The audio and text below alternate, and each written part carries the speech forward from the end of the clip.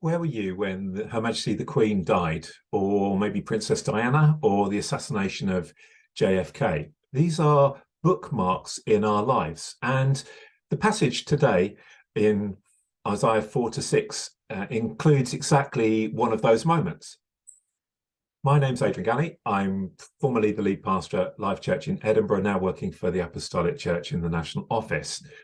So Isaiah, the author and the prophet who lived in the 8th century BC, bookmarks the events that we're looking at today by saying it's in the year that King Uzziah died. And we know that's 742 BC. And he had this incredible vision.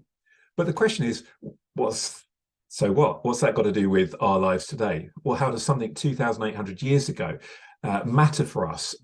I think one of the things is that we measure our lives almost like a ruler of our lifetime. Maybe it's like the equivalent of a 30-centimeter ruler, but God's plan is much bigger than our lifetime. And it's thousands of years long. If you imagine it as a ruler, it's probably a tape measure that stretches to the horizon or maybe to infinity. And our part is a small part of this bigger plan. But this passage is relevant because it also has echoes into our culture of today, some of the things we see being outworked here. But also it's often true that what we see historically in the Old Testament has a relevance spiritually in our lives today. And that's what I want to look at just in a moment. But first, let's read a couple of the verses. Isaiah chapter 4, starting at verse 2, then jump into 5. In that day, the branch of the Lord will be beautiful and glorious. Over everything, the glory will be a canopy. It'll be a shelter and a shade from the heat of the day, and a refuge and hiding place from the storm and rain. This starts with a beautiful picture of God's care for his people. But then it moves from that into something quite different. It's almost a description of his sadness and anger, the actions and attitudes of God's people, and not dissimilar, as I say, to today's culture. Verse 4 of chapter 5. What more, this is God speaking, what more could have been done for my vineyard than I've done for it? When I looked for good grapes, why did it yield only bad? And then the prophet comments, and he looked for justice, but saw bloodshed, for righteousness, but heard cries of distress. It jumps to verse 20. Woe to those who call evil good and good evil, who put darkness for light and light for darkness, who put bitter for sweet and sweet for bitter. Woe to those who are wise in their own eyes and clever in their own sight. The prophet and God are describing the nature of the culture that they are observing. They could be speaking today, where commentators describe as good what is evil, and evil what is good. The sexuality, the gender debate, the treatment of people who are Christians and of faith, the discrimination that happens, treating what is good as evil and evil what is good. And then those that are wise in their own eyes and clever in their own sight. People today regard that having the fount of all knowledge. They can define truth. They're cleverer than anybody who's lived before. They can redefine norms, unlike others before them. But the prophet goes on and he sees this shift, and we see this shift.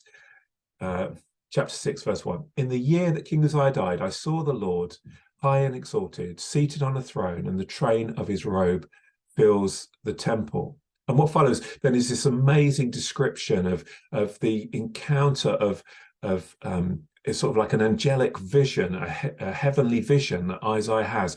But the more he experiences, the more he's convicted of his own sin, then the need for salvation, and then the need for sending. He goes on, verse 5. For woe to me, I cried. I am ruined, for I'm a man of unclean lips, and I live among a people of unclean lips, and my eyes have seen the King, the Lord Almighty.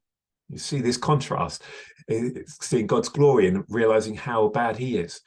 Then one of the seraphim flew to me with a live coal in his hand, which he had taken with tongs from the altar.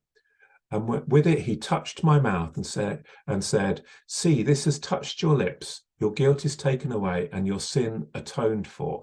And I just love this picture where it's as if something has to come and touch his lips to bring him salvation. And it's almost like when the Bible says that we have to believe in our heart and confess with our lips. There's something about the lips that brings about, the use of our lips that brings about the salvation that Isaiah sees and describes here. And he says, then he goes on, I heard the voice of the Lord saying, whom shall I send and who will go for us? And I said, here am I, send me. Well, this is an echo of the Great Commission, isn't it? This is our story. It reflects as God's glory on us. It's all about him.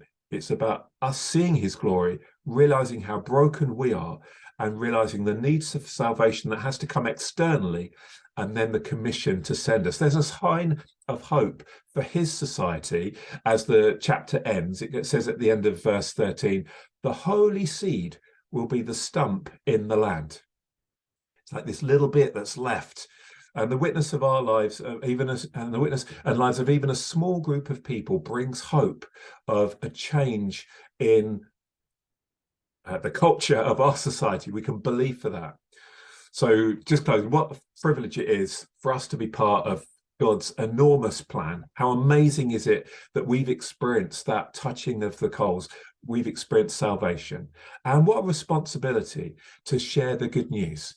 Wouldn't it be great if your friends and my friends could have a moment to remember that in the year of, I discovered Jesus.